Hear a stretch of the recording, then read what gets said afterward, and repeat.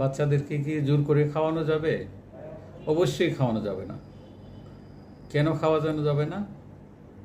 বাচ্চা খাচ্ছে না, সেটা বাচ্চার শরীরে কোনো জিনিসের ঘাটতি আছে।